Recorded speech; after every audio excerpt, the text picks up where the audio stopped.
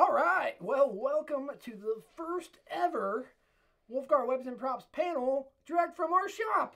We're pretending like it's a convention because COVID time right now. So we're going to do these. But hopefully we do these well into the future. I am James Wulfgar of Wulfgar Weapons and Props. And I am super excited to have us go through this panel. Today we're going to be covering prop making. So just general prop making. We're going to hopefully do an advanced prop making panel and plenty of other panels as well. But for today we're doing prop making. So that's me. We're out of Lafayette, Indiana, in case anybody doesn't know that already. You're watching this, and I will introduce Seth. Go ahead. Everyone, I am Seth Knight. I've been working with Wulfgar Weapons for about 6 years. 6 years now. A lot of introductions already been said. I've been working with James for a while. John. Oh, I can Did grab he call this you? mic. Did he call you John just now? Yes. Hi, I'm John Quaid. I've been working for Wulfgar Weapons for about, I don't know, like 4 or 5 years, off and on. Last couple of years full time. Just make anything that we make around here. Best of it. He does the builds. I do a lot of the building, Yeah. but lots of working around the shop and improving things. Yeah, you were the one that set up this awesome shop back here, which I very much like how it's organized. I like to pretend like I can do some organization, and then he comes in and actually organizes it well.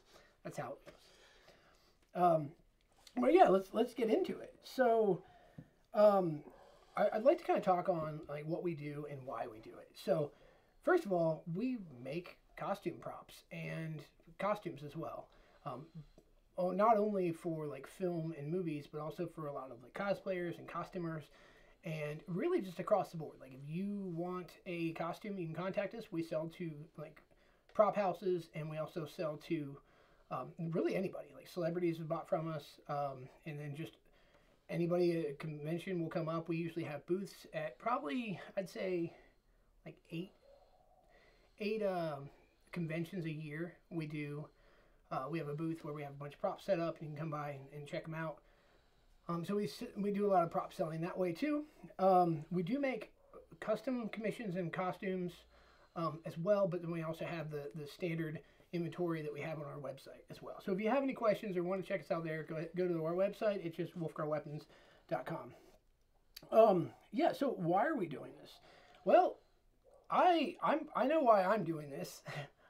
Mainly because we all talked, and we definitely want to support the community, and we want to give back. We've learned so much from other people, and we do this all the time. So it's great to talk about have a prop panel where we're talking about basics of how to make props into advanced stuff, into little tips and tricks. So we'll get into all that. But yeah, that's really why we're doing it, because we want to support both the film industry, the cosplay industry, people who are into making it professionally, and then also people who are doing it just for a hobby. And then let's see, some concepts that we're going to cover. We'll be just doing basics of today. We're just going to be doing basics of some basic materials, some tools, some fabrication techniques, finishing techniques, and some tips and tricks. And then we'll just close it out there. And then again, we're going to be doing other panels. The other cool thing to know is the better this video does, and if anybody has any questions, go ahead and leave them in the comments. We will try to address things in other panels to go along with that. So with that said, let's get into preparing your build. And I've talked a lot right now, so I'm going to go ahead and let somebody else talk, and I'm going to have Quaid talk. They don't know. They don't know. It's just a random person I pick all the time. All right. So we're going to first talk about preparing how you would start prop making or starting a build or whatever. So the first thing we got to kind of think about is what type of prop you're wanting to make. Is it going to be something that is made for cosplay, where kind of we all started from? Is it going to be your costume? Is it going to be a display item? What else? Is it going to be for a movie, right? Like we've done some things for different movies and things like that. So is it going to be a stunt prop for a film? Is it going to... what is it going to be for, is the main kind of question you got to ask yourself first. And then you can do the rest of your planning. So who wants to go from there? Yeah, so the second part of it is knowing your customer. Is it for you? Is it for somebody else? Is it for a friend? Is it for like production? Knowing, you know, what type of expectations are for the prop are very important, which will like determine what kind of materials you use, what kind of time frame you have, what kind of budget you have. Because if it's for yourself, I mean, literally as much or as little as you want to. But if it, you know, it needs like if someone pays you for it, then, you know, you have a set limited resource that you need to work with. And time frame. And time frame. Yeah. And then next is going right into that, like knowing your budget, like the restrictions that you have on it. Knowing the weight of it is kind of important too. Like you don't want to be carrying around a 20-pound like prop for like anything. Like I don't care if you're swole. You don't want to be putting your workout routine into your cosplay. That's not there's more efficient ways of doing that. But it's great if it was a display item, because you might want to have that weight on it. But if you decide you want it to be for a cosplay, you got to make it light, break down to get in your car. Because you just sit on your mantle, it could be really big and not have to break down and be heavy. So yeah, so that's why you want to cover, you know, what you're doing, right? So if it's for yourself, if I'm building something for me, it, you know, it doesn't have to look the greatest on the back, because I know that I will be at a convention and I'll be smiling and looking this way all the time, most of the time. And if the back has some zip ties or something on it, it's fine, right? Now, for a customer, no. For a movie, like, that's fine. If they need it for one shot, the whole back side of it can just be unpainted and completely nothing, too. So it really does depend. So know what you're building to prep for it. And then also breaking it down.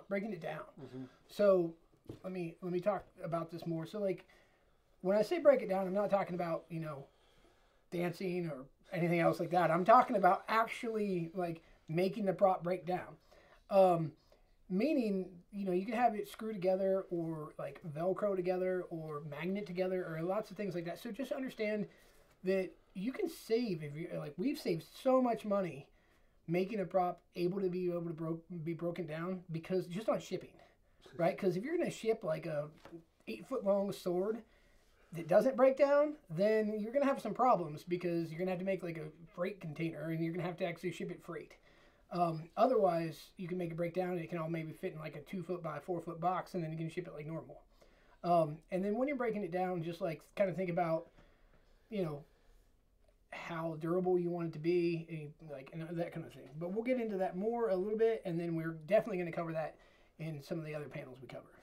One last thing I'd like to say about the whole like breaking down and like stuff like that is, you might have a giant costume planned, but not all conventions have giant costume doors.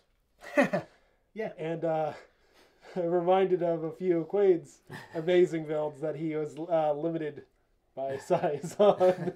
I hear a story coming on. So basically, like, I didn't find out though when I got to the convention, like, oh, they don't have big enough doors for me. I found out before I even got to the convention, because as I tried to get my costume out, good thing I prepared and didn't build my costume the night before, like James does sometimes or whatever. And I was preparing for a very long time, but I was trying to get it out of my basement to like try it on in a bigger room and stuff, and I couldn't get it through the door. It like, no matter the way I squished it or did or whatever, I made it too wide. It was a 13-foot Charizard I made at one point. But it was too wide to even get out of the door. So I was like, all right, I got to regroup and I got to rebuild this. I got to break some things down, make him skinnier, or break him down and then build him outside of the room. But I was also like, most conventions and other places will have doors that are standard size. So if I can't get it out of here, it's got to be able to be broken down in some type of way that I can get indoors with the different parts of it. Because if I can't get it out of my basement, I'm not going to be able to get in my car or a truck or a van or anything, or even in the doors of the convention. So if you're going to do a cosplay or something like that, I would definitely suggest being able to have it break down, know the dimensions of it so you can actually get it there as well. If you have a tiny little bug or Fiat, you're probably not going to be able to get your costume in there if it doesn't break down. You might have to rent a truck sometimes. And then even renting a truck, it might not get through the doors. So these are a lot of things you got to think about if you're making a cosplay prop. Even not for yourself, for the person you're going to give it to, too. So they're not having problems like, oh, I made this really cool thing, but it doesn't break down, and you're going to have to figure out how to get it there. You might not have the right vehicle or something. So, yeah. And I mean, same with movie props, too. So they need movie props to break down.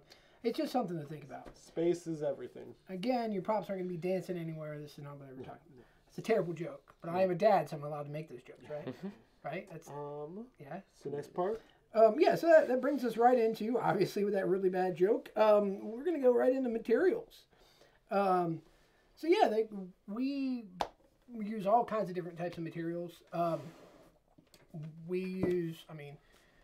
started off using random whatever I could find, right? Like, so kind of kit bashing found item materials. This was like before EVA foam was a thing. But we do use like EVA foam and 3D printing and like some resin and casting and molding and really kind of whatever we can use. So if you're going to use leather, sometimes we use leather, sometimes we make it look like faux leather. So that's something to consider, right? So that's also where your budget comes into play with materials, right? Some things are more expensive than others. You may not know how to do resin casting, so maybe you don't want to do that because you only have a certain amount of budget. So as far as materials go, we want to talk on those for a little while. So there's other things like Warbler and wood and acrylic and like metal. I love using like especially just metal screws or metal fittings to put things together. That's always helpful. But I want to hear from the other guys about this too, because we're talking about different building materials. So we are going to cover like kind of each one of our favorites. But then before we do that, I want to get into some other materials, which are like adhesives and paints. So with adhesives, there's a ton to know. You want to talk on adhesives for a little bit? Sure. Adhesives. So primarily we use two different types of adhesives in the shop. We use CA glue by Bob Smith Industries. It's like the BSI. It's MaxiCure is typically the one we use because it's a gap filling one as well. It's like a thicker glue, which you can activate with a spray so that it sets up instantly. So if you are working on something that needs to be like glued together very quickly, you can do that. And then you can there's also Uncure, which has saved a couple people from themselves. We got some stories about that one, but I'll let you keep going through adhesives. And then there's like contact cement as well. A lot of people prefer the Barge brand, which is primarily for shoes. Yeah, contact cement is Barge was a shoe thing. Barge is a shoe. And contact cement you can find anywhere. You can find it at a hardware store. For hardware stores, it's usually for like cabinetry and stuff like that. Takes a little bit more to like set it up, but it has like the strongest like chemical bond out of the other options. There's hot glue. There's a bunch of other like there's Gorilla Glue that you can use, but like those are the two primary ones. And two-part epoxy. And two-part epoxy is really good. There's a bunch of different types. There's ones that set up at like less than 60 seconds. There's some that take like literally overnight. Steel stick is really good because it's like a putty that like sets up. That's how a lot of people put visors into helmets actually, because there's enough material there to actually hold it in place, and then when it sets up, it's not going anywhere.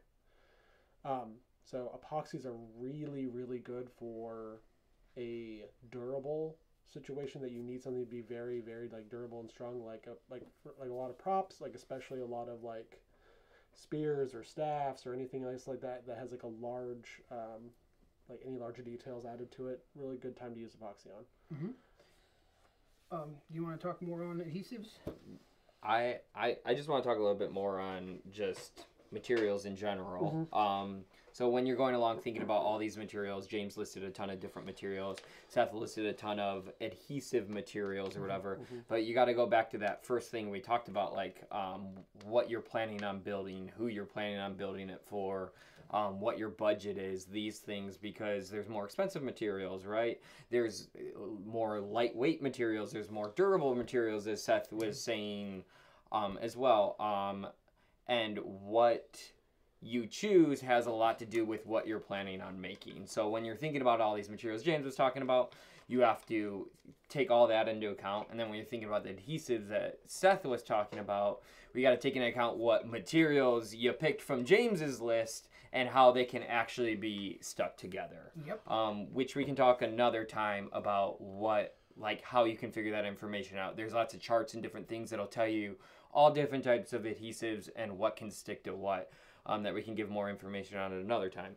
But yeah. I'd like to add real quick, go for it. The reason we use MaxiCure Super Glue or BSI MaxiCure Super Glue or CA glue is that it does stick a lot of things to each other. Like, so it works on leather, it works on foam, it works on Worbla, it works on thermoplastics and PVC. Most of the things that we use commonly, we can use it on metal. And there's other, like BSI has an entire line, all kinds of different lines. There's a lot of chemical bonding, like adhesives. So if you want to get more into that, you can just literally go to BSI's website, and they have literally all kinds of different CA glues there, and it tells you what's for what, right? They also have, you can Google things, and it'll tell you what can stick what on. But back to the materials. So just more on adhesives real quick, because I want to cover that real quick. Yeah, for sure. So some other materials that fall under the material category is paints as well. So we use all sorts of different types of paints when we're painting our products. But someone want to talk on that? Yeah, I can. Sure. Unless you want to. Go ahead. So your primary different types of paints, you have like spray paints, like rattle can stuff. You have like what's HVLP sprays, like spray systems. Like you can get like really far into like that. You have airbrush paints. You have like your regular craft paints. You have model paints. The differences between them is really the type of material that you're painting on and how many layers that you want to put on it. I know there's like, or like what if it's like for weathering or detailing or an effect. Primarily we use spray paints for like base coating things, and then we use model paints for detailing and weathering.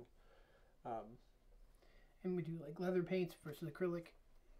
Oh yeah, so into some of the paints that we use, like one, when you're painting, make sure to read the back of the can. Okay, there's literally words on the back of the cans and on the back of the boxes too. They actually tell you how to use the things, and I understand that why you wouldn't, because I didn't used to, and I used to wonder like, why is this lacquer not going over this enamel or whatever. Like there's issues there. There's also certain kinds of brands that we like better. We prefer Rust-Oleum over some of the other ones, and Montana spray paint's really good too. It's a little bit more expensive, but Montana's super good. And that's just spray paints. But then also you got like acrylic paints, which are like hand paints. We use these basics a lot of times, and then you got like heavy body as well, which is really good. We use model paints from Citadel, and we use all kinds of different things. We use leather paints too. So Angela's leather paints, we don't just put on leather, right? Like they work on lots of different things. And then you can use oil paints, especially to weather things. There's a lot of different ways of doing things. We can cover that more in detail in further panels. And also just in the comments, if you have any questions on those things, please reach out across the board about all this stuff, because there's a lot here. I understand that, but I do want to move on past the paints anyway, unless you have something else to add. No, that's fine. All right, so what do you got next there, Quaid? So other materials, as I'm thinking about them, that we could add on are different types of lights. So we're just talking about basic things here. So if you just want to throw a basic light in your prop or whatever, there's different flashlights and different types of lights that are already wired up. But we can get into later in another panel more about like actually wiring up lights and doing different types of things, or painting techniques, how to have your things look like there's lights in them with day glow and other things. But we can, as we're going on and talking about more materials, that's another material. If you want your prop, as you're thinking about, we talked about hinging things and taking things apart and stuff like that. But if you want movement on your prop, some basic ways you can do that is definitely which are also materials that you need to get are like different hinges, different like you can use what magnets else for that, what do we right? got? So a magnet placed in the right spot can turn or move. There's all kinds of different ways to make props. We go off of already moving props, like how I just said, like a flashlight's already wired, a prop airsoft weapon or a prop Nerf gun is gonna have a working trigger. If you're trying to build something, if you build something out of foam, it's pretty hard to get a working trigger out of that if you're building the whole gun out of foam, right? If you go off of base of a airsoft or a Nerf gun, you can have a working trigger mechanism. So that's how you can get some different types of moving props. Yeah. And what materials you use to make those, right? Yeah, that's a good point on making things out of different sources and not just one. So that you can maybe save yourself some time and maybe some headache. It's fun to learn new things, as always. Like, first and foremost, learn as much as you can. But if you really don't want to make a moving trigger, you can just buy something that has a moving trigger, like with a handle that like fits your build, and then just work off of that.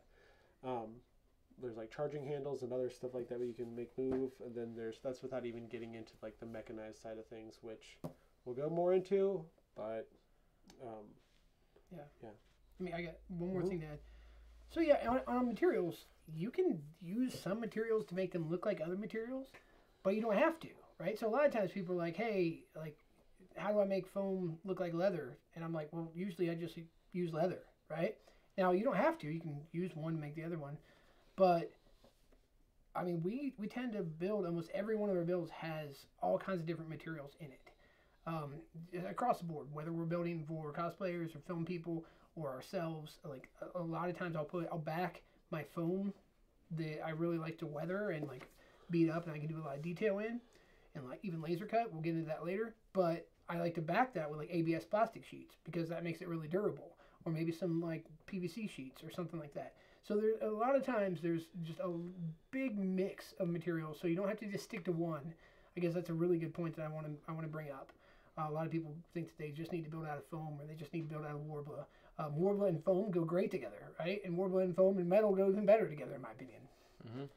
So now that you got your materials figured out, what project you're working on, what are you going to use to actually on these products? Like, what do you need to put them together? And that's different types of tools. So we're going to talk a little bit about tools right now. Yeah, and I mean, your tools are going to depend on your material, right? Yep. If you need to cut through acrylic, right, you probably need an acrylic cutter or a laser cutter or something else like that. It's hard to cut through that with like a pair of scissors, right? It'll crack.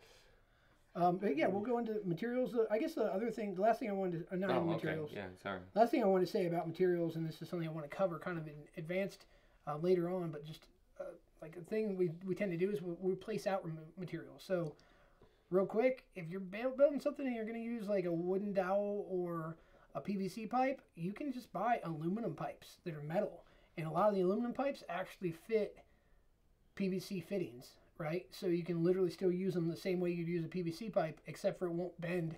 If it's like a 6-foot long pole, you can make a 6-foot long aluminum pipe. So things like that. We'll get into that more in the advanced ones, but as far as material goes, you can replace out materials too. You can swap stuff out. But yeah, going into tools, you want to cover some basic tools? So just some tools that we use on a regular basis, or that you might need when you're starting one of these projects, are like a rotary tool, scissors, sharp knives, files, sandpaper, cutting mats. What else? What do you guys got? Dremel tool. That's a rotary tool. Yeah, the rotary. Oh yeah. Sorry. The oscillation tool. I might not have been paying attention. He's not. I was listening. stretching. As usual, he's not listening. He's not listening to Quaid at all. Hey, it's not like there's anyone else here to distract him either. Yeah, I mean, all the fans out there, tons the crowd, of people right? in our shop here, right? Yeah, now. that are distracting you from listening. Jumping to it, paintbrushes have multiple different types. Paintbrushes are very versatile, but it's better to try to have different types for different situations. Files and sandpaper, huge thing, especially if you're working with anything 3D printed. You need multiple different types to achieve the finish of anything that you're really working on with that. Always get measuring tapes and rulers and straight edges are all things you really need, especially if you're working on like any patterning or anything scratch built by hand. Really invest in some good rulers and stuff like that. And then, hold on, I'm gonna add to that. Yeah, so we like hot glue gun. Obviously, most people are like they think cosplay props. They're thinking hot glue guns, super glue, and like foam and maybe some Worbla, and a heat gun. Right, heat guns are always good. But then also a little bit more advanced and things that I'd want people to like look into is a drill. Okay, there's a lot of people who sit there and be like, "Hey, I'm trying to build this costume. I don't know how to make a hole in this thing." And I'm just like, you drill it. You use a drill and you put it in, and like it seems simple, but seriously, And then they can get into like drills, drill presses, impact drills, that sort of thing. And then hole punches, so like a leather hole punch is super easy as far as a tool. Having like vice grips and clamps are always important, and then like a belt sander too. So like a grinder or belt sander, depending on what the material you're working with. If you're working with metal, you're going to want a grinding like wheel to be able to sand it down or smooth it down a lot of times. I mean, you don't want to hand file all that. And same with like belt sander. Also, it is something to be said that this is also reflective of the budget and project that Yes. you're specifically working on. And yes, there is alternatives. Instead of using a belt sander, you can get like sanding drums for like a rotary tool, right? A lot of these suggestions that we're saying, like, oh, get like a belt sander, get like a drill, you can technically do without if you just get a really good rotary tool that has all of these attachments. But from our experience, just having like a drill and a belt sander go a lot further and have a much better finish on these things. But I also understand that that's not necessarily everybody's budget or anything like that. I just wanted to note that. Also a note on the like having a clamp or like a vise setup is it basically is a third hand. So if you were working on something, you like even if you're painting something, you can get like soft grip like clamps. So the whole thing is set. You don't have to like hold it while you paint. That's more of a like a luxury thing if like you really don't necessarily need it, but it does help. Moving into very important tools is safety equipment. Yes. Because there's no point in making any of these things if you can't enjoy it later. Big ones is a respirator. Yeah, respirator. Make sure that you get the correct filters for them. Once again, this is one of those things that you can look up a lot of the like specifics of what you're working with, but a lot of modeling and prop building and costume like chemicals are very not friendly to humans. So please take care of yourself in that respect. Face shields are really good, especially if you're working with power tools. Please use a face shield or at least safety goggles in some respects. Everybody has seen the video of the guy who like it pans out and he's got like a chunk of a angle grinder in his glasses. Like, don't let that be your face. Gloves and aprons, actually. Those are like an apron is nice if you are working with a lot of like dusty stuff or like power tools. It helps you a lot with like maintaining your clothes, or you're just not getting hurt. Gloves, especially working with super glue and CA glue and contact cement, or especially resin, absolutely. I have thrown out so many shirts that have gotten resin stuck to them because that's not coming out. So please take care of yourself. And what other safety stuff do you have? I have a couple safety things. Go for it. So have a fire extinguisher handy. Yes. Always. Like straight up fire extinguisher. I know that sounds simple and you're like, hey, wherever I am, but just know where it is when you're building, right? Like I like to use a torch sometimes, and people have brought me the fire extinguisher while I'm using the torch, like just in case, James. Yeah, so there's that, and then like having first aid kit is probably good to have. There's a lot of different safety tools, but the biggest thing about it is no matter what tools you have and equipment you have, even if you're wearing them, be safe. Like actually act safe, right? And I know I'm saying this, and I don't always do that, but my point is you need to act safe. If you're gonna cut something with a saw, you probably want to clamp it down, right? Holding it with your hand and trying to cut something is a terrible idea. If you don't know how to use the tool, or you're not sure, YouTube's out there, and literally it takes 5 minutes to just look up how to use something safely. It's not worth it to have something fly off and break or into your eye, like he was saying before. Just a lot of it depends on like how you're acting, not even your equipment. You could have all the equipment in the world, just be safe. Yeah, and my quick tip on it, because they named pretty much everything I could think of, is so you are safe, because this becomes a problem even sometimes for us. You need to have them, just how I said you need to have a fire extinguisher near you, you need to have these things accessible and near you, and not something you have to like, my face shield's in my toolbox across the room next door, because you're not going to end up using it. You're going to make an excuse like, no, I'll be all right this time. I'll shut my eyes as I'm cutting this thing off, right? Like, so nothing gets in my... you'll make excuses, or like my mask isn't right next to where I paint things all the time.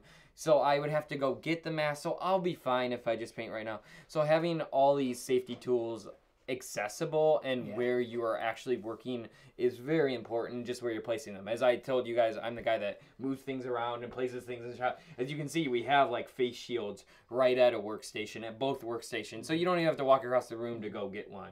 And we have gloves hanging up, things like that, gloves on the table, safety gloves, all sorts of stuff that is near here. And like I was pointing over there, because our fire extinguishers are over there, our first aid kit's like right there and accessible, and not like in another building, another house, or another room. We have it where we're actually working in these spaces. So that'd be my tip on that. That's a good point of like efficiency and like just working safe, is just to try to set up your workspace. Like it's not necessarily like a part of it really, but try to set up your workspace so that you're not tripping over yourself to do the thing that you're wanting to do. Yeah, keep your tools However, near you. I would like to jump into very specific questions of what is some of your favorite tools, James? Oh man. Just Story time. Favorite tools. Well, I mean, they're right behind me. They just happen to be there. Who put this here? What?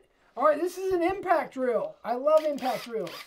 The reason I like this as opposed to other normal drills is that this actually like impacts. It actually hammers down your product or project that you're working on. One, this is super good for actually constructing things. If you're building like a light box, or if you're building a paint booth or something, that's useful. But then two, when you're going through certain materials, you do want to make sure that you can drive it way in there. So if you have a tool, but if you have a drill but you don't have an impact drill, look into getting one of these. I use these a lot when I'm going through like ABS and wood and metal. I also really like the heavier materials. Yeah, heavier materials, but be careful with it because you can overdo it. Some people in the shop actually, when they're new, especially, I don't have them use this right away because you can ruin a project with one of these too. Real fast. I really, really like this tool. I also like a drill press too when I'm going through like metal, because drilling through metal by hand is annoying. And then actually one of my other favorite tools are vice grips. You can use two different vice grips at the same time to like bend metal or bend other things to your will, however you want. They actually are great for lots of different things. And also just having a set of vice grips near you. I mean, if your resin is stuck together, like the cap stuck on it or something because you didn't clean it well enough, you can use one of these. I use vice grips all the time. I recommend getting like just a normal like a set, and there's different sizes. Having two is really good because you can grab one end of the product and the other end, and then you can bend it however you want. So those are some of my favorite. I also really like the giant shears. You want to grab those off the wall for me? So for anybody who has known James for a while, you've seen these. These are, I believe they're siding shears. Yeah, they're called mag strips. Okay, so they're like metal mag like snips. flat. I'm sorry. Mag snips. Mag They're snips. like metal flashing cutters. Yeah. So if you're in construction, you've seen these, and James is using them to make props. I use these all the time to cut through like ABS plastic and PVC sheets. Anything. Really, lots of different things. I've used it on foam, used it on like faux fur, and blankets, and all kinds of stuff. The one thing I will say about this is be careful. Well, definitely be careful. We talked about safety. This can probably hurt you. Definitely hurt you. But the other thing too is they make these at like in cheaper versions, and I've used a lot of the cheaper versions. I don't recommend any of the cheaper versions. The ones that are actually mag snips are the ones I would have you get. They're kind of expensive. They're like $30-$40, but definitely worth it in my opinion. And there's also like large. I like other large shears. Like there's some carpeting shears that I just picked up that I really like too. Okay, Quaid, what are some of your favorite tools? I don't know if mine are gonna make as big of an impact as James is in your life. Sorry, Nice. I was thinking the whole time like I gotta put impact in here. Right? I mean, there's been so many jokes about tools here. Yes, all the tools. Something that like they always kind of give me a hard time, but are my favorite things because I use them all the time. We have some here. I have some hanging up there. They're everywhere. Like, because I got a bunch of these from an old job I had, and they were all, like, brand new, so I had, like, 100 of them, so I, like, hang them all on my workstations all the time. But they're these orange Fisker like scissors. I think they were actually for like sewing and stuff. But these things can cut through, like how we said, those can cut through most things. These can cut through most things. I've broken a few pairs trying to cut through some crazy things, Like but they metal. cut them for the most part. Yeah, I've cut through some metal with them, but eventually they'll break. But some things like these are my favorite, and I cut everything with these. Seth likes to do a lot of foam work, and he likes a sharp knife. I just like these. I'll cut anything with these rather than using a knife, just because I'm not good with knives. I'll probably cut myself, and this is a little safer for me. Even though these will cut through your finger too, they're very sharp. So little orange scissors. They're not like kid safety scissors either. A kid would cut his like finger in half with these. Yeah. So as people call them safety scissors because they're small, they're not. All right. No. And yeah, something else I do enjoy and I use a lot of times with like whether it's 3D prints or other things and getting in little fine areas because we do a lot of sanding is actually these like diamond grit files, like tiny files. I use there's all different sizes, and I use different ones for different things. Like this rounded one he just grabbed. Like when I'm going inside of pipes and things like that, I use that a lot. I like a lot of the flatter ones and have like sharper pointer edges. But these files come in handy when you're trying to get little small details on things. So those are another tool I find really handy. So what about you, Seth? What are some of your favorite tools? Before that, there's also one thing I'd like to point out. Okay, yes, a lot of these also have multiple names. So if you're like, what the, what is a vice grip, and you're like, that's a channel lock. Like there's a bunch of different names for these things. And that being said, like that's one of the reasons why I wanted to mention that is these are like they're flush cutters, they're side snips. There's a bunch of different names for these. A lot of model makers use these, and it's essentially great for cutting off something in a narrow space, or they have quite a bit of torque to them too, so you can actually cut off quite a bit of like serious like plastic, or they're not great for metal. Wouldn't suggest them for metal, but for anything like plastic of durability and lower, highly advised. If you have ever gotten a 3D printer, you know exactly how useful these are. I prefer using a box cutter. I do not suggest using any that have like plastic handles, as I've used dozens of knives and this one's like literally survived every other one that I've touched. It's really good because you can replace the blades. I don't like that they're snappable because when I work with a knife, usually I use most of the blade. So like when I need to switch it out, I switch out the whole thing. But you can technically snap the blade and make a sharper tip out of it. But that's probably better for an X-Acto blade situation. And then the last one I have is a stepped drill bit. So a lot of these tools that we've talked about are like either very niche or like multi-tools. And like one of James's was the vice grips. You can get a vice grip instead of having pliers or like stuff like that, right? Like you can use them instead of things. But like having both is nice if you have the budget and the space for it. If you're not super certain on how big the hole is that you need to make, these are great because you can just keep drilling in and you'll get to the size that you need. And they're very, very useful on like anything that is like sheet or like I wouldn't say thin, but like not like a block, right? Sure. Which a lot of prop building things are usually hollow, that sort.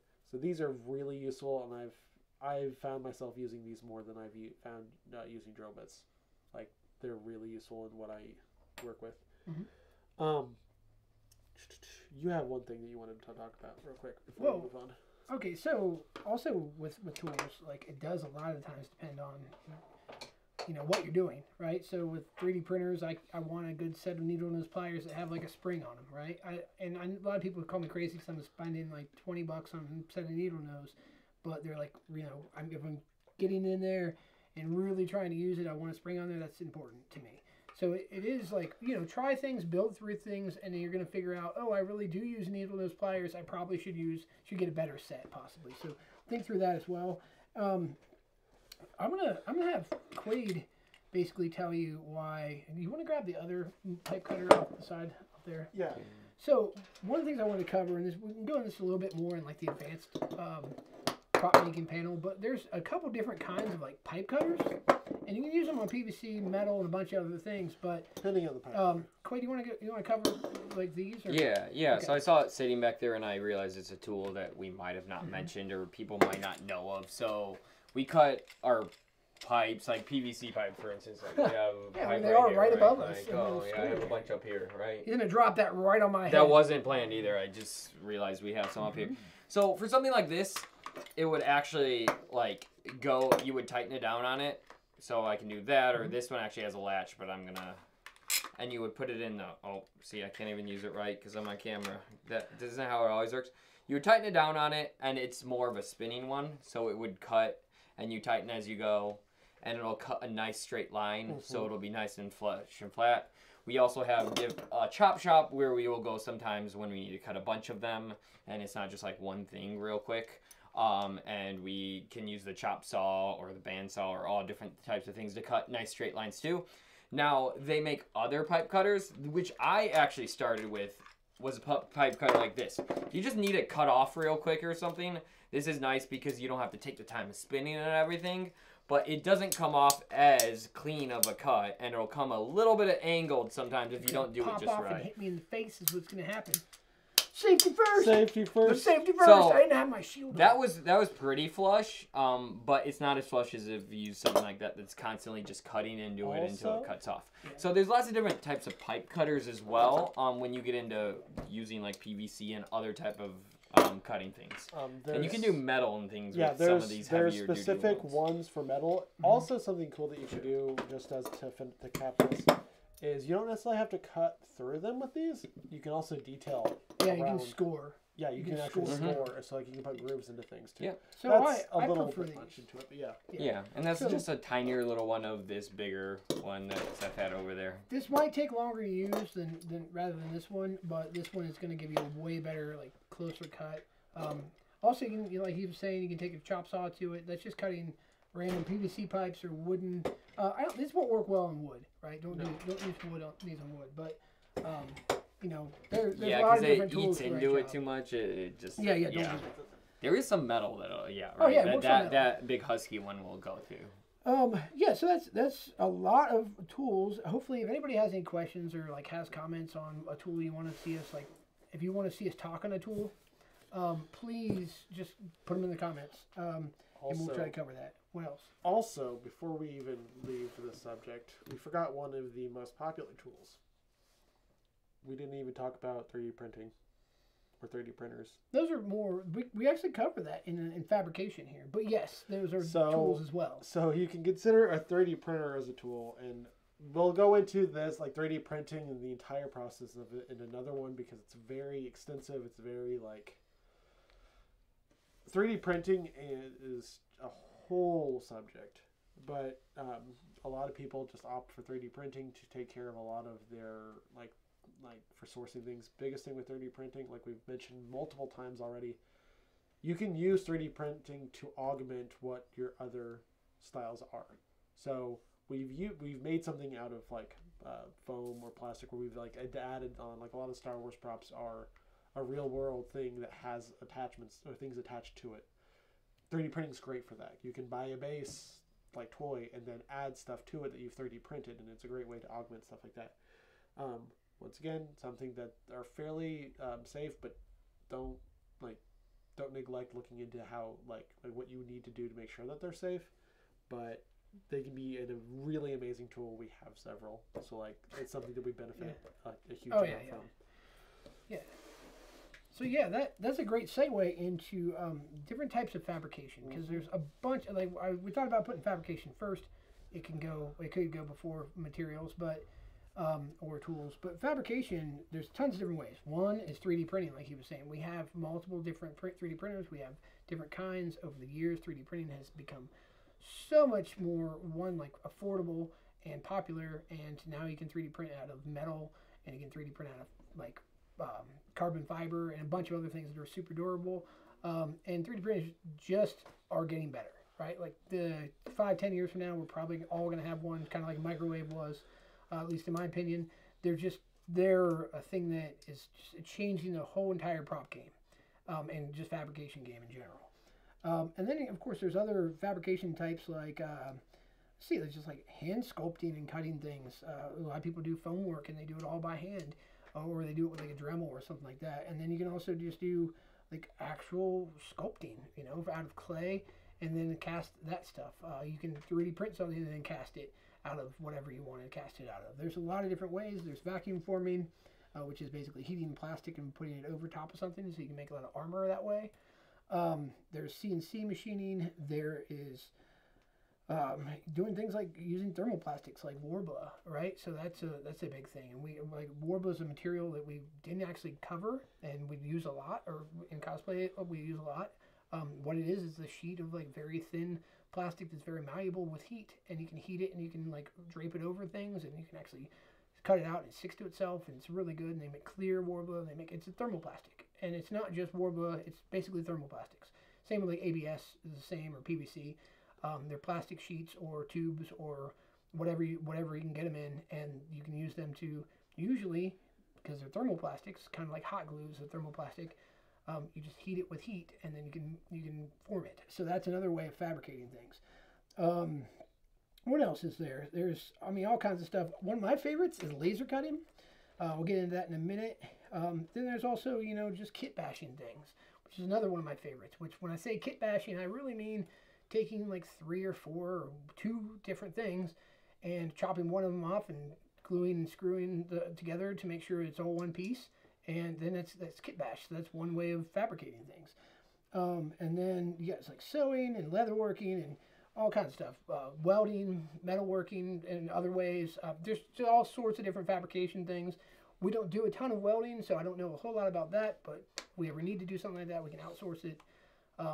But with all these different fabrication things, I will let Quade talk on this in a second. But a big thing that I want to stress is that we do this all the time, and we still outsource stuff all the time, right? So if it's 3D modeling, I can do a little bit of 3D modeling, but not really. So I'm going to outsource my 3D modeling, and then we can print it ourselves or have somebody else print it. There's printing services. There's CNC services. There's laser cutting services. There are obviously, like, welding is not something we do much of, like lost casting. If you need any of these things, you can reach out to the maker community or to just like the fabrication community, and there's literally websites where you can order whatever that you need here. Or you can do a lot of things like we do, which is trade, right? So we'll do things like, hey, I'll make you this prop if you make me this leather like holster or something else like that, because I don't do leather working a whole lot. We can do some, but not a lot. So there's a lot of that I want to kind of lower that intimidation factor. You don't need to know how to do laser cutting and CNCing and 3D printing and sculpting and all this stuff. You can literally like part that out. And if you're making whatever costume you're making, you can work with other people. So what other stuff do you want to talk about as far as fabrication, or you want to talk about some of your favorite ways of fabricating? Maybe? Sure, let's have to go with that one first. Okay. So a couple big notes on fabrication. Nice. Everybody has different ways they like to build something. James and John both love like kit bashing things together and like making it just from whatever they can find. They love finding things that they can make into something new. That's like one of the base forms of prop building is either building it exactly from scratch with like plastics and like styrene and stuff like that, or like finding things that you can make into something. Star Wars is a prime example of both of those things, which is why a lot of prop builders and like model makers like love Star Wars for it, because it brought a lot of those types of fabrication to like the limelight of things. Another really big point is with fabrication is many things have overlapping skills, but there's also a lot of different types of skills involved with different types of fabrications. Like sewing and leatherworking have very similar things with like patterning and understanding how like the material folds and stuff like that too. Foam work, depending on what it is, has the same type of layering that plastic does. Working with like 3D printing is a completely different thing, but if you already know how to sculpt, you already understand how to form something from nothing, like completely out of it, like by like hand or tool. And there's also digital sculpting too. So like there's literally people who like have been taught how to sculpt and like they're like extremely proficient at it, And then all they have to do is learn a user interface for on a computer, and they can digitally sculpt because they understand the same principles. There's a lot of overlap. And there's also a lot of help now too. Like a part of us like wanting to do this panel is to help more people like explore this creativity. And there's a lot of really good help and resources out there to learn different types of fabrication. Do it safe. Try new things. I think one of the most important things, to me at least, is if you're learning something, if you've made something and you're just kind of like, I don't know how I feel about it, just make it again. You will learn, like, it'll be so much better the second time around. There's been so many times that I've been working on like a suit of like a costume armor, and I look at like the forearm piece, like the two forearm pieces, like, yep, I can tell which one I did the second time around because it just looks it looks way better than the other one. I end up redoing the first one I made, and that's okay. As long as it's within your budget and your time frame, which please give yourself more than like a week to do a costume. Just don't do that to yourself. But because you're not going to, like, you're going to learn under pressure, but it might not stay as well as like taking your time and to explore how something is made and to redo a part that you weren't really happy with. Like this, like for 99% of us, this is a hobby. This is for pure enjoyment. This is for like us to like explore like creativity. And if you don't give yourself the time to thoroughly enjoy it, it's just not as it's just not as fun. So give yourself the time, but also push yourself to learn more new things. Because you might find out that you love like 3D modeling. You might find out you love sculpting. You might find out you love sewing. I know we don't, but like, yeah. No, I'm just kidding. But like, we also try. Like, we also like still try to like learn new things. Sure, that's the best part about this. Yeah. One of the best parts about it is just learning and figuring out. You know, hey, there's somebody came out with a new material or a new process or a new way of doing something. I want to try that, or a new tool or something. I love that part of it. But, yeah. So even for like, so we were gonna do like what our favorite ways of fabricating were, like, sure. That's what we kind of discussed before we did this, but I just want to speak on that. I do different types of fabricating for different reasons. So like for my own personal projects that I'm currently doing, I'm doing a lot of 3D printing because I got really into that. I'm doing that, like, I'm not actually doing as much of the 3D printing and finishing 3D kits for the actual shop, but also just replicating items we've already created. I'm not starting from scratch and making new items all the time. It's more of a replication of whatever materials and whatever ways I need to get it done to do it for the shop. But for me personally, I'm doing a lot of 3D printing, and some of this work from the shop helps with that. Now, the things I mostly enjoy, though, when I do have a project in the shop are when it is a scratch build or something that I can make found items or other things and kit bash things together, because it's not an item we are selling consistently that has to be exactly as the same as our product photos and things like that, right? Reproducing things. So I enjoy all these different types, but the thing I probably enjoy the most is when I do get to make like a scratch build and I can kit bash something together. My own personal projects, I'm making in a different way that I'm not necessarily scratch building and kit bashing for myself because I want something specific. But I do enjoy the creativity as well. So like there's lots of different ways of building as well, and you can enjoy multiple ways. So Seth was saying, like, try some different things out. I'm doing 3 different ways there, and I enjoy all of them because you can enjoy multiple things as well. So that's kind of my favorite ways to kind of build. So if anyone wants to go on theirs too, or whatever, anything else. Yeah, I mean, going along with what Seth was saying and what Quade was saying, I mean, honestly, a lot of this is about trying it and testing and not overthinking it either, right? So we've covered a ton of different things. We can cover way more, and we will in other videos. But please, the best advice I could give you, I think, is to try to build something. Just like he was saying that he'd make 2 gauntlets and the other one was better, right? Honestly, just when you make something, you're going to learn a lot. You're going to be able to reproduce it again, and every time somebody says, hey, how can I make this better?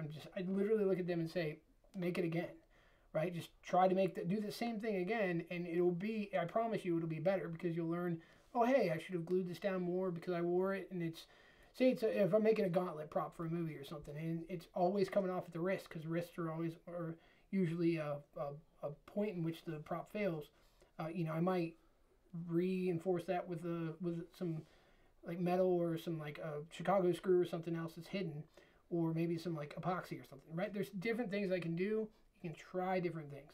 So the biggest thing is don't overthink it, get into it. But the other point of fabrication specifically is that you don't, not everybody has all the resources. I know we have a lot of resources here in our shop and we do this professionally, but not everybody does, and other people have way more resources than we do. So understand that literally the reason that people pay us to do stuff a lot of times isn't even that they can't do it, right?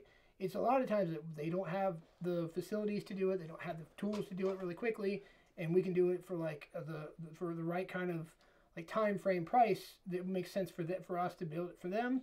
But if you're getting into building it, please don't get frustrated because you don't have the right stuff.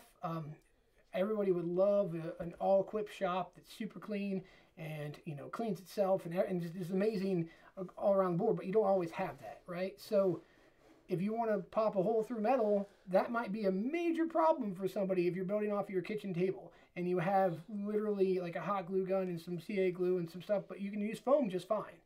And that's great, but understand that I guess the big point of it is, yes, definitely try to make these things. You're going to learn a lot through it, but really, I mean, across the board in life in general, just don't compare yourself to other people or other things. You're your own person. You have your own what you have your own situation, and the same thing definitely goes for prop making and for costume making.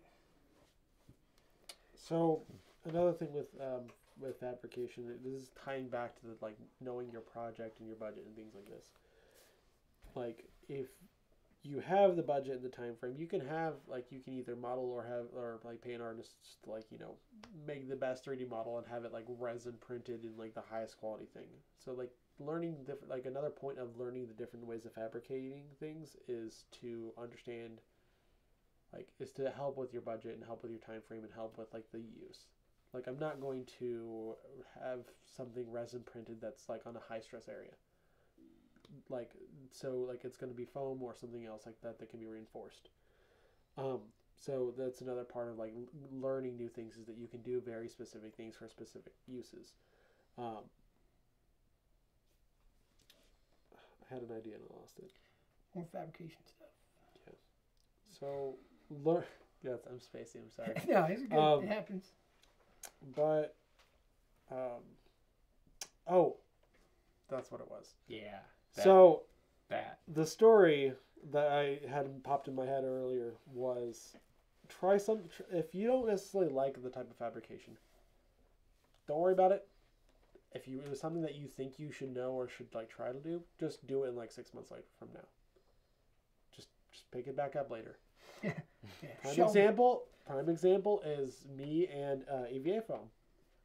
When I first started using it, I absolutely despised it in every way, shape, and form. I actually hated the entire concept. I thought it was like a joke. I thought it was going to go away.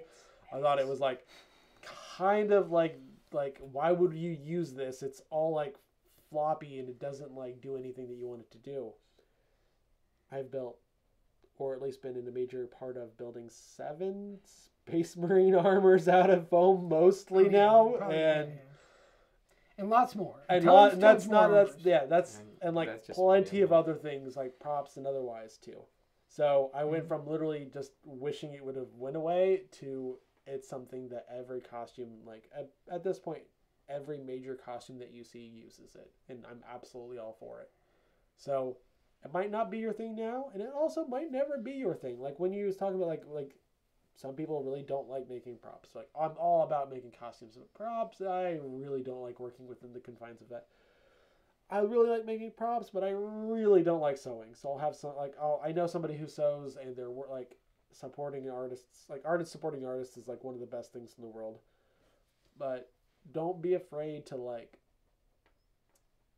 put down a type of fabrication and pick it up again later, because maybe it's just at the time it just didn't work. Maybe you need to watch a few more videos. Maybe a friend that works in that type of fabrication, maybe they might be able to help you with it.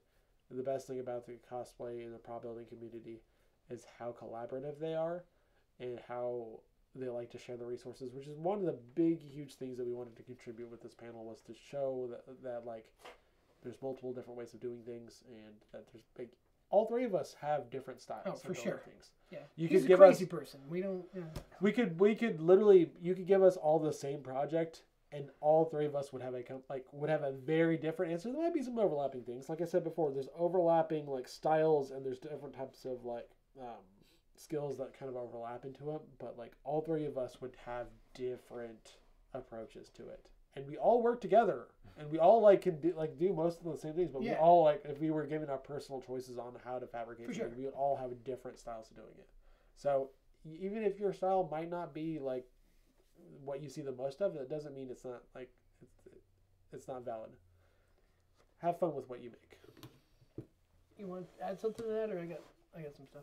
I mean, that's a really, really good point. So what I love about working with these two and other people that I work with is that they don't think like me, right? And they don't, like, he would use patterns on foam, and I'm just like, I will cut out foam and form it on me and make it look good, and then eventually, like, cut it down and then hit it with heat, and that's my pattern, right? Like, once I made it, I'll backward do it, if that. Or maybe if it's for me, I just, like, leave it, or if it's for a movie that we need to get done, like, on set or something, then, yeah, it has to happen then. So a lot of times it does depend on what's going on with it. Building off your strengths, right? So luckily I know what my strengths are, I think, right? And I know what his strengths are, and if it's something that, like, if they want to drill some holes in metal, usually they have me do it. If it's other stuff, they have somebody else do it, right? And what's cool about that is you don't have to have a shop. You can work with other friends and other people in the industry. But there isn't also a right way of making things, right? So it's fabrication, and a good example of that, or one of my examples of it, is like with foam. I was a big fan of foam because I kind of understood that I could scar it up and I can make it look battle damaged. But the thing is, it doesn't ever look super. Well, it can. It's harder to, in my opinion, to make foam look super clean. I like stuff that's really like battle damaged typically, right? So I build out of foam a lot. But if I was going to build something that was more clean, like a clean set of armor or something else, I would build out of PVC sheets or ABS sheets or something like that. And same with like acrylic, right? So acrylic is really hard to work with until I got a laser cutter, right? And like one of my favorite like, I guess, stories about that is I just figured out after like 6 years or maybe like 4 years of using laser cutter that I could, laser cut, and I could spray paint something and then take the paint off of it and then like do it kind of in color. And then also things like, take the piece that you cut out, like say you cut out a circle and you've done a design on it out of like anything. It can be foam. I also like foam for that, or acrylic or anything. And then you can take that same thing and you can flip it. You can just take it out of the laser cutter, flip it, and put it in there. And then do it again, and then you have a double-sided coin. Holy crap, that took me forever to realize that. I should have known that like first day, right? Like, or that seems very simple. And I was cutting out things and then taking them out and gluing them together, right? Like I would take two circles and cut out each side and then glue them together. And it was a thicker circle than I wanted it to, but that's how I thought to do it. So a lot of it too is one, experience, and then two, like there's going to be people who are better at doing things than you are, and that's fine. And there are going to be people who do things differently. I guess that's the other thing too. Like there's no real right way of doing things. You have anything else to add about fabrication? No, we just talked. We did all the talking. So finishing, that's a big topic. How to finish your props, or how to finish your things. You want to take us through some stories or whatever you want to talk about on finishing, or no? Sure. Yeah, I'm gonna be honest with you. I wrote out these notes, and then like by the time I got down to here, it's like there's not much there. I just go ahead and wing it there, man. So Thanks, sorry. So he wants me to wing it. Yeah. So we've gone. I'm gonna take you through a little story. So we've gone. You're figuring out what prop you might want to make your customer, all those types of things. We figured out our materials, the tools that you use. We figured out different ways we could take our tools and our materials and all these things and fabricate them together. All right, you got it all put together. Now we got to finish it, right? Like, there's lots of different ways of finishing. So as we talked a lot about 3D prints and foam and other things, different things like foam, when you need to finish it, like with that spray paint you got, a lot of times you gotta seal it somehow. We use Plasti Dip a lot for things like that, right? People have used all different types of things, creature cast and other types of things to cover their foam, but you gotta actually seal your foam. Now, when it comes to a 3D print, you got to sand it so you don't have all the little lines from a 3D printer. If it's resin, you don't have to sand it as much, and it's just a little bit of cleanup. But a lot of the PLA and other types of FDM printers or whatever, right? Like, you have to sand them a ton to get rid of those lines and make them look smooth and nice, right? So that's a different way of actually finishing something. Sorry. There's not a lot of notes to go off of. There's so much sanding. But yeah, so like as we're going through, what are some other types of finishing, like the finishing techniques that you guys would say? I mean, so do you want to? Okay, you go through the sanding of like. Yeah. Bring us through sanding a prop. So I'll give you a real quick, just so I'm not talking about this forever, because we could do a whole panel on sanding. But how I would go about sanding a 3D print or 3D prop, because we get lots of kits that come in, or I mentioned before, I do a lot of my own projects that I've been working on. So I would start at a lower grit of sandpaper, like for instance here. I'm gonna reach up here because this is where a bunch of sandpaper is. This is a lower grit. This is like a 60-80 grit. So it's very rough and rigid.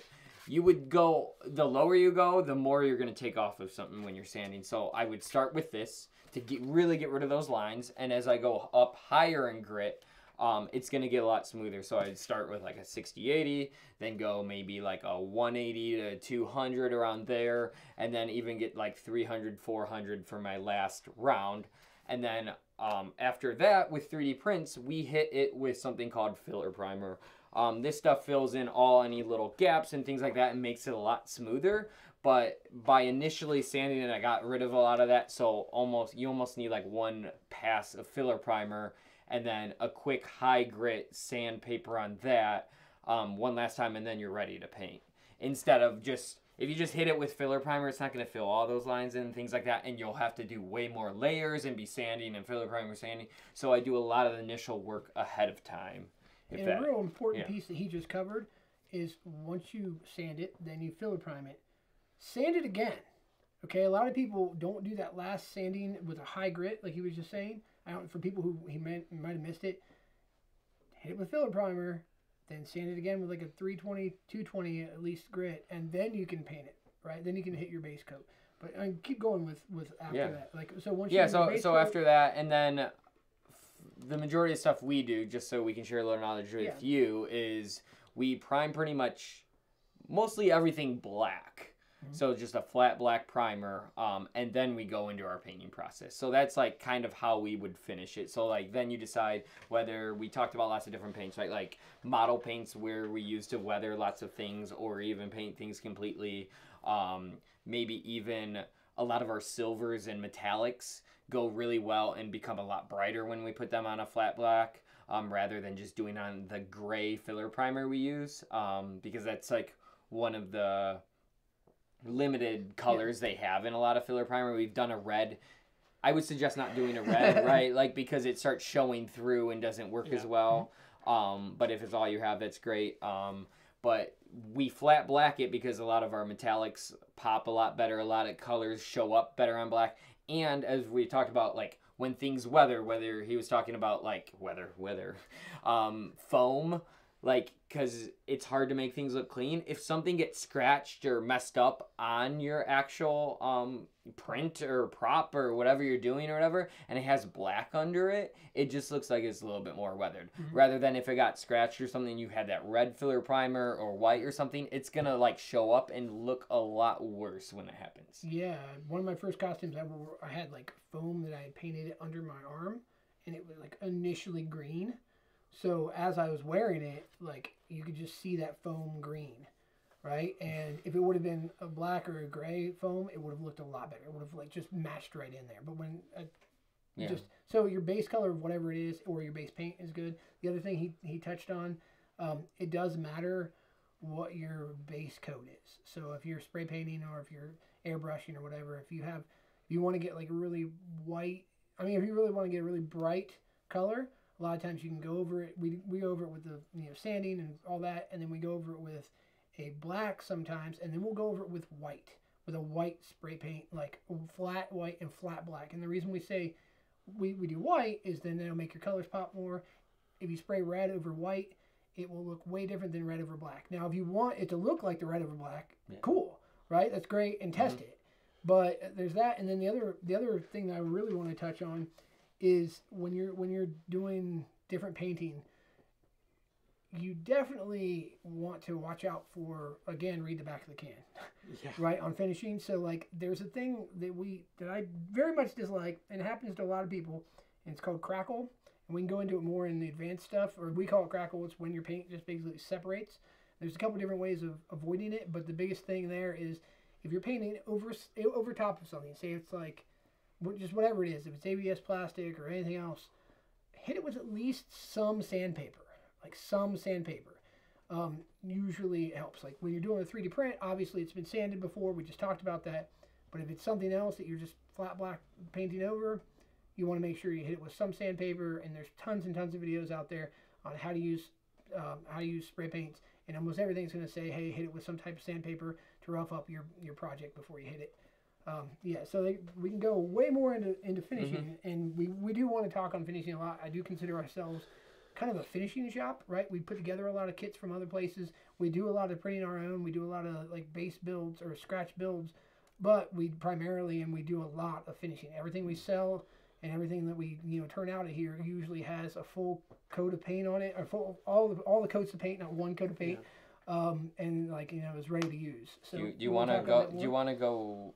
One of you guys go into what we do after we paint it, though, too, to finish it? How to make sure their paint's not coming off. A couple things. So one of the biggest things is to keep, once you get to the painting portion, do your best to keep it clean.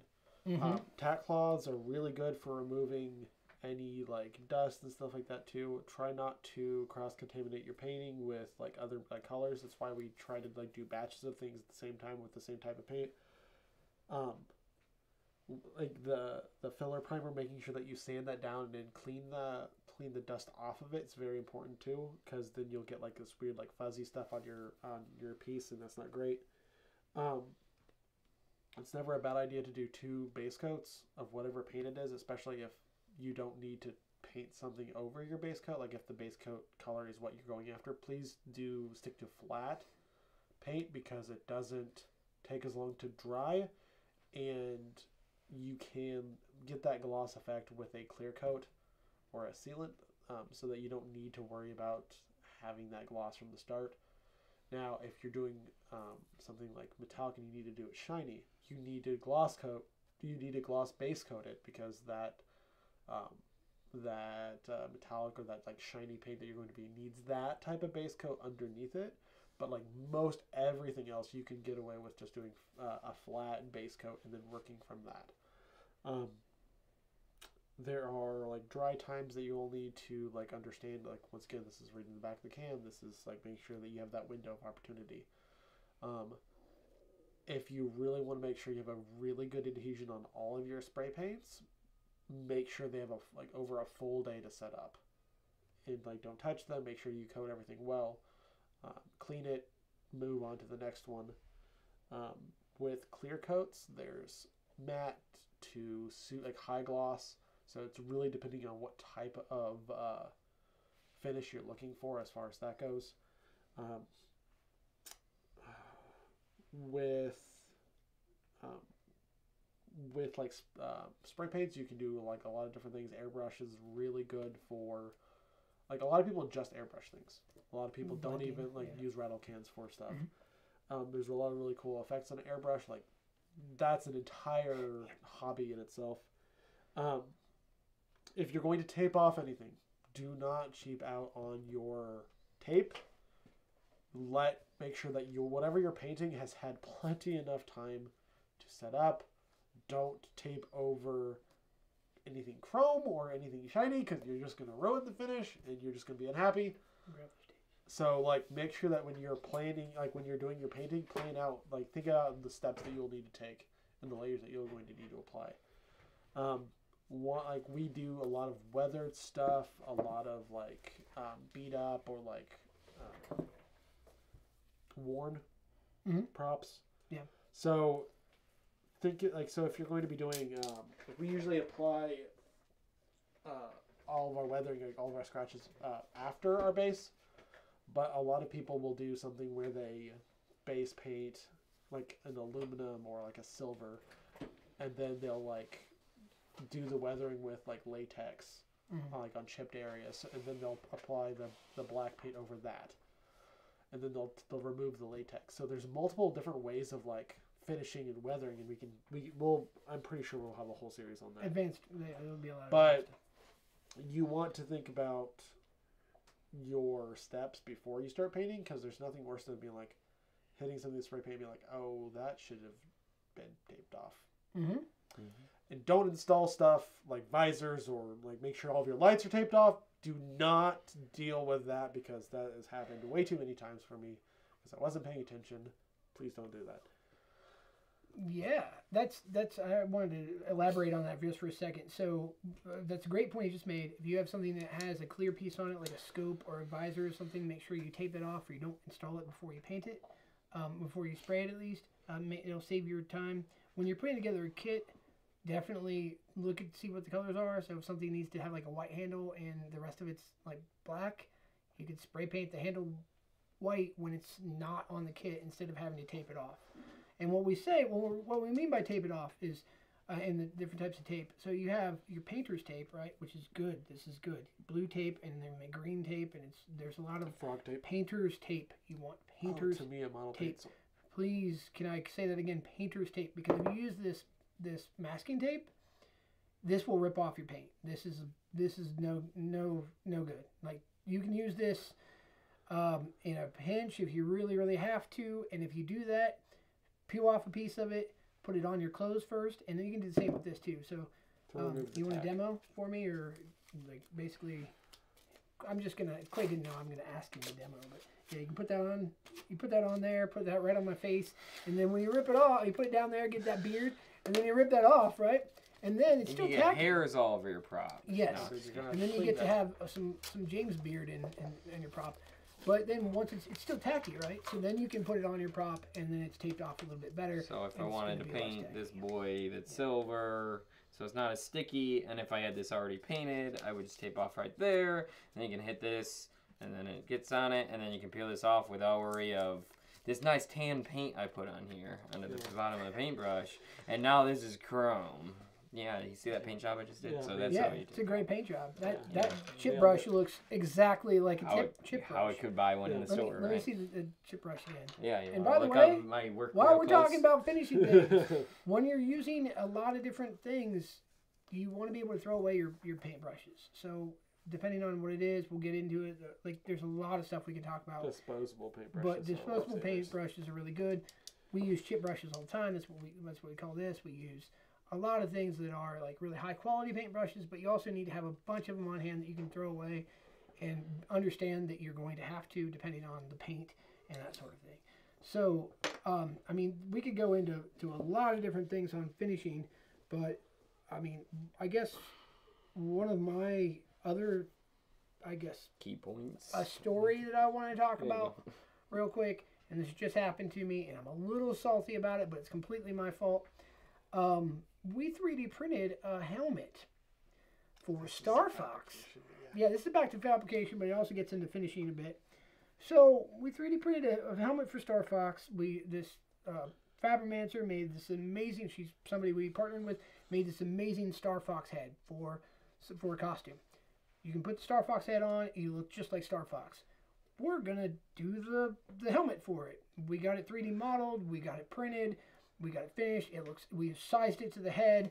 Everything. It looks great. It looks awesome. We go to literally take product photography for the customer and be like, "Hey man, this is done. This is awesome." And then I ask the guy, somebody else in the shop, to put on the helmet. I mean, to put on the mask and then put on the helmet. He puts on the mask, and there's like this much of his head that like actually sticks out of the mask. And guess what we hadn't done?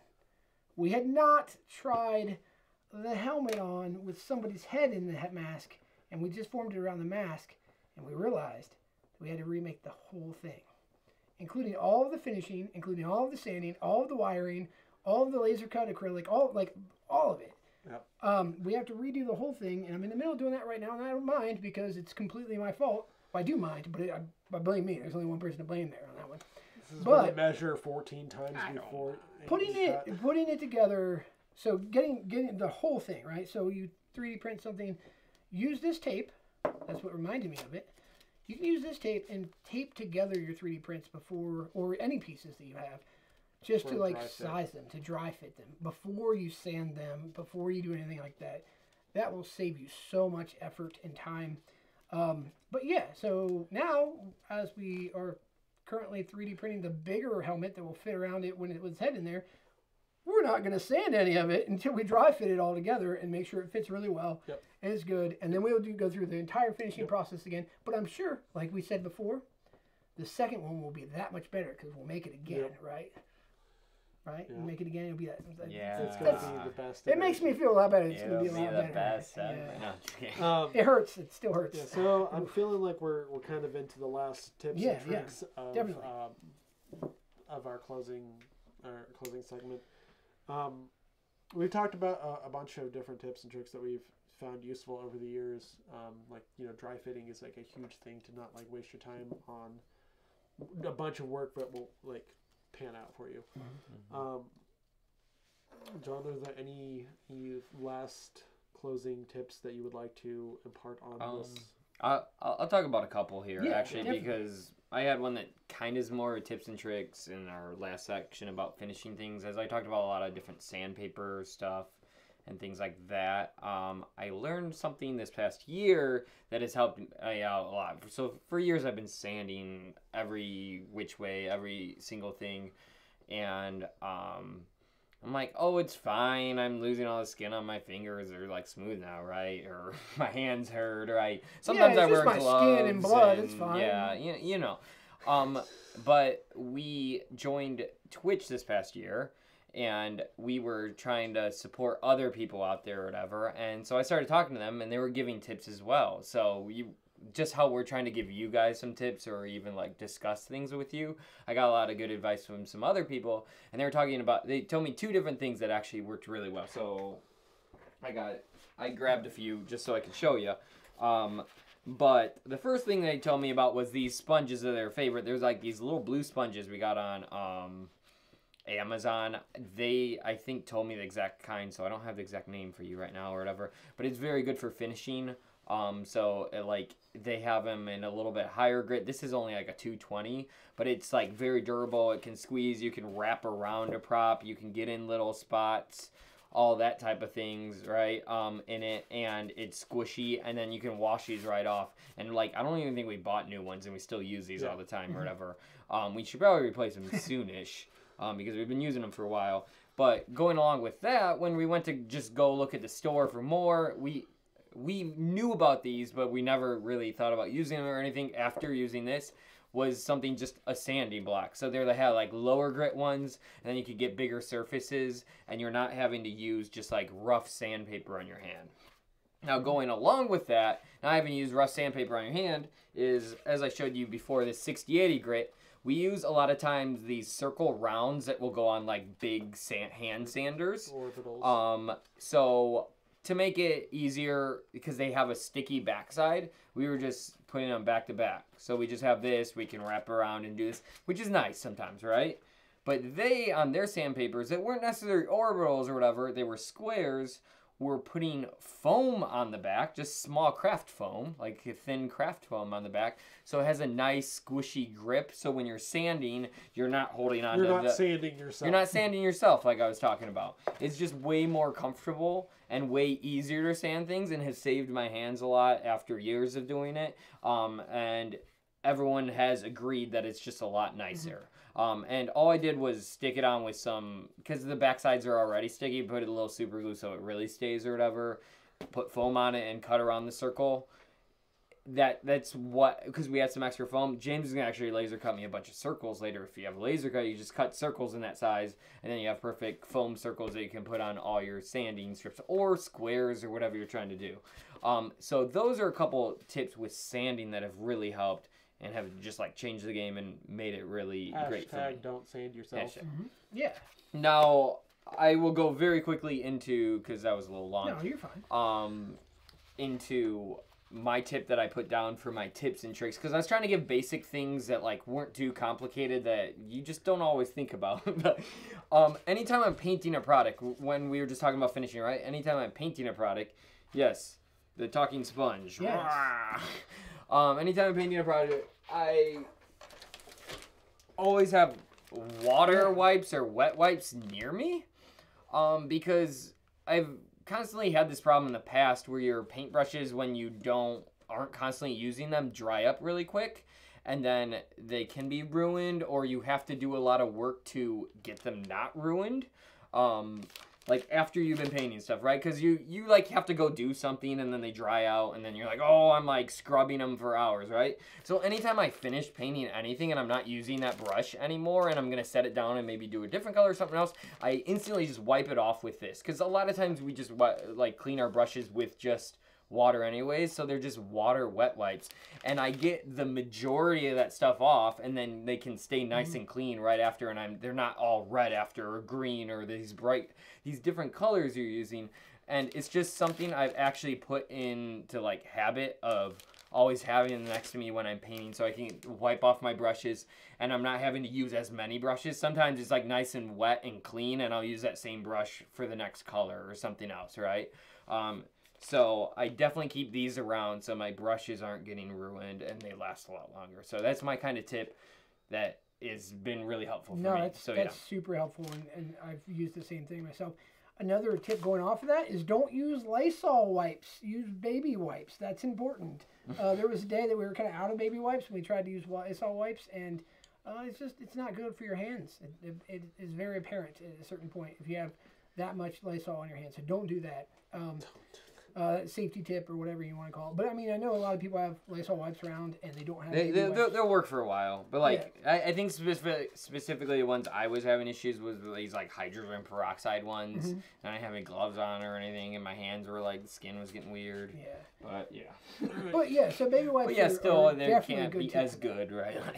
And then so you have a tip? No, I was gonna ask if you had some. Oh yeah. Yeah. What are your tips? I got plenty of different things. So. I mean, I want to say this too. We're probably going to do more of an advanced prop building panel that's going to be full of a bunch of these tips and tricks. And also just we'll be talking more on like laser cutting and CNC and vacuum forming and things that we didn't want to go into in this one. But like just in general, he mentioned that we have a Twitch channel. On that Twitch channel, I want to we're planning on putting this video right here on like YouTube, other places. But on Twitch, we're live, and that's a great time to see both him, and sometimes me. I'm not there all the time, but to just come in and see what we're working on. Maybe you see something that you've ordered, check in on like that sort of thing. But the main thing we use it for is kind of an office hours sort of thing, and where you can come in and be like, hey, I was wondering how you do this thing, and we're sitting there building, but a lot of times we're literally sitting in the shop. Well, we're always in the shop. And we can pick up something and be like, hey, yeah, I use this thing. Or that's a cool question. I'm glad you did that. And we try to have other random questions and engage the audience plenty. But in reality, they're still sitting there just working. And we use our Twitch more of a, hey, come in and just hang out and ask us questions. So if you have questions, you want live answers for them, Twitch is where to hit us up there. It's just Wulfgar Weapons and Props there. But yeah, just as a segue, because that's what he was saying. And then for just a tip I'd like to share in this one, a lot of times, basically people can't get PVC pipes to fit into each other sometimes. You can do a lot of really cool, really easy ways of like heat gunning a PVC pipe. If it almost fits but doesn't quite fit, you can heat gun it, and then actually it will. It'll fit together, and then you just let it cool and then pull it apart. But you want to pull it apart after it's cooled, so like it stays there. Make sure to wear a respirator when you're heating PVC, because it's really bad for you. Another tip, and it's more of a safety thing too, is when you are using CA glue and you're using hot glue or heat gun, do not get your CA glue, which is that BSI MaxiCure super glue that we love so very much. Don't get it hot, like not at all. It will burn your eyes, and we've done it plenty of times, and luckily I can still see. But don't. I'm trying to give my experience to you so you don't do that. And it is just really toxic and not good for you. So be aware that, like, yeah, I mean, there's tons of times where I'll be like, oh man, this isn't quite sticking. I wonder if some hot glue would work on there. And I've already tried some Max Secure, and I put like a deep, like just a little bit of hot glue on there, and all of a sudden I'm like, oh, that was the worst idea ever in my eyes, and I'm running over to get to the first aid kit or something. So don't do that. Fumes are bad. Right, fumes are bad. Work in a ventilated situation, of course, that should go without saying, but I'll say it. So tips and tricks like that. And the other thing as well is I love doing this kind of stuff. This is more, I want you to go into yours, but if you want to know about something, for sure, we probably have a tip or a trick on it if we've done it. We will go have other videos where we do way more in depth on that. So you got some? Yeah, a few things. One of them was the trick with using electrical tape that you. Oh yeah. He had it written down as one tip he might give you. That's the only reason why I pulled this out. If you saw me. Sure. Yeah. So if I was the giving PVC him pipe is it's not fitting right.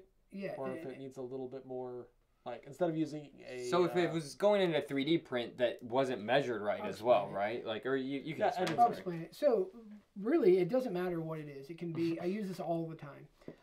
If I'm extending a barrel of a Nerf gun or airsoft gun or something else, or 3D print or whatever, what I'll do is I have the hole at the end of here, at the end of the PVC pipe. If I have a smaller thing like my finger here, well, that's not actually going in super flush. To make it flush, I'd take the smaller piece and I'd wrap electrical tape around it, right? And then it makes it ever so slightly a little bit thicker, a little bit thicker, a little bit thicker, and then you try it, and then once it fits, it'll actually go in. It's kind of rubbery, right? So you can actually make sure that it goes in, and it's nice. It's a good solid fit. You can always glue it too. Glue does stick to the Max Secure super glue does stick to this. So that's one of those things that I've just found myself using across the board all kinds of times with like wooden dowels or literally even things that are just like square pegs and square holes, right? You can always make the smaller piece a little bit bigger, kind of like what I was just saying about making the bigger piece a little bit bigger by using a heat gun. You can do the same thing with just electrical tape. That's a really quick one that you can do, and then you can put screws and glue in there too to make it solid. But yeah, thanks for reminding me on that one. Yep.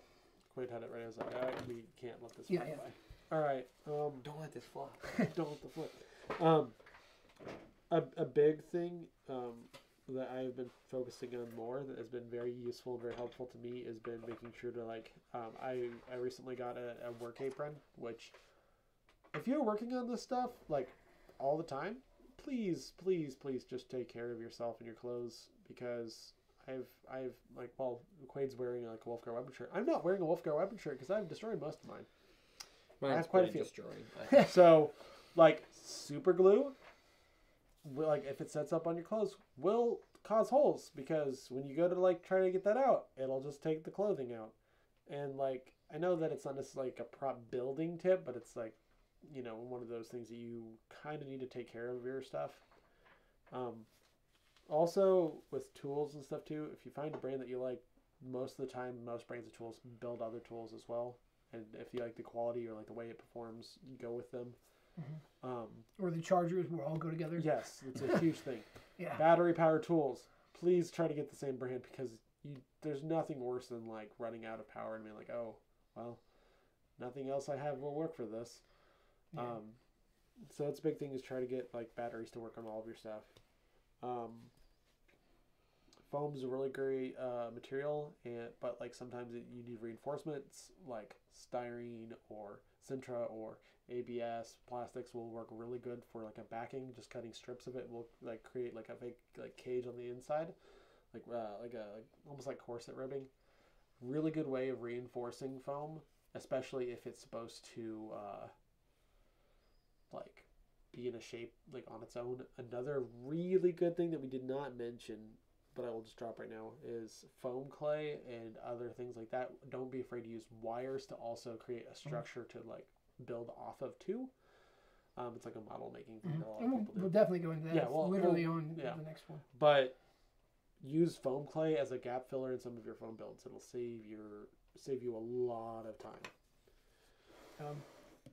And I can't believe I almost forgot this. Yeah, I've done whole entire panels and videos on zip ties. Okay, legitimately zip ties are. We almost got through it without. Almost, you tried. They were like, "Don't remind him. Don't say anything. Don't say anything." Say it. No, but like, really using zip ties is both a building material to like keep stuff together. You can always throw a hole in whatever your project is, and then literally zip tie it together that way, and then glue it after, and then even cut it, right? So a lot of times you can use it kind of as a clamp, right? They also have all sorts of different sizes of zip ties, and then you can keep them together all kinds of different ways. I do actually have a YouTube video already posted that I talk about zip ties. It's from forever ago. We need a part 2. It's an old one, but it's a good one. It's an oldie but goodie. But no, we can talk about, like, I can talk about zip ties for days, but I want to make sure that people understand that, like, the Predator suit in Predator was completely zip tied together in the back. So if you're working on things that it doesn't matter so much what it looks like on the back, for movie, that sort of thing, zip ties are always great to have with you. And also they make reusable cable ties we use all the time. So they basically just have like a little lever that you can like pop stuff off, put stuff on. I use that quite often, just around the shop in general, but also on actual props, even just to keep them together while it glue dries, things like that. They're a really good flexible clamp, and also just a really good set of clamps. And when I say that, I mean like literally any kind of clamps that you can buy. Like if somebody is ever giving away clamps, take the clamps, right? Like you can never have enough clamps. So that's another just random tip. You got anything else to add? I think it's right. for we got tons of tips. We could go all day, but we're just trying gonna to record limit 4 ourselves hours here. of just tips and Yeah. tricks. Yeah, just back and forth. Oh, did you know you could do this? Did you know you could do? Yeah, I'm looking around the shop and seeing like all kinds of stuff I can talk on. And we need to be kind of done with this. Thanks for watching if you made it this far. But hey, guess what? It's time to say goodbye, unfortunately. But I will do this. So again, we're Wulfgar Weapons and Props. There are more of us than just the 3 of us, but these 2 are my main builders. I run the company. I do less building now than I used to, but I still have done a lot of building. Really, the reason we're doing this again is to hopefully just like help people just like lower that point of entry into prop making. Answer some questions that we get a lot. We've done a lot of these panels just like this at conventions, but we wanted to put one online for this. We'll try to put links and whatnot in the bottom. If you have any questions, comments, anything like that, put it in the bottom there in the comments. I'd love to really just like cover all of them in an actual video. Let's see. The other thing too is, we're just now starting the whole like YouTube thing, all right? Or the whole, content thing. We've been making props for a very long time. We just got into Twitch. We just got into this. We'd like to do more of it, but we don't have a lot of, I guess, experience and also like following in there. So if you want to reach out and you have any suggestions on what we could do better, what you'd like to see, you want to click follow and subscribe, all that stuff, that'd be great. That'd be awesome. Hopefully you learned a lot, and I'm going to let everybody like say bye and introduce themselves / say bye again.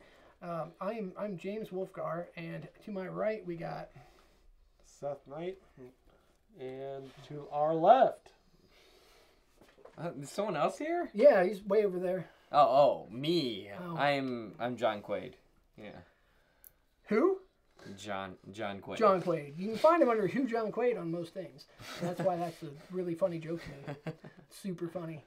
Thanks for all the dad jokes, for like listening to all the dad jokes and putting up for those, and for making it this far. And again, They all shut it off after the first Yeah, one. we would. Most I people don't even know why do. we're still talking. I don't You know. ruined it with It's the cool. dad Yeah, jokes. it's- Eventually, we'll make more videos, and hopefully we'll do one like right away. And I look forward to doing this more. I had a blast. See you next year. See you next year. Yeah, I had a blast. Thanks, guys, for doing this with me, See ya, and bye.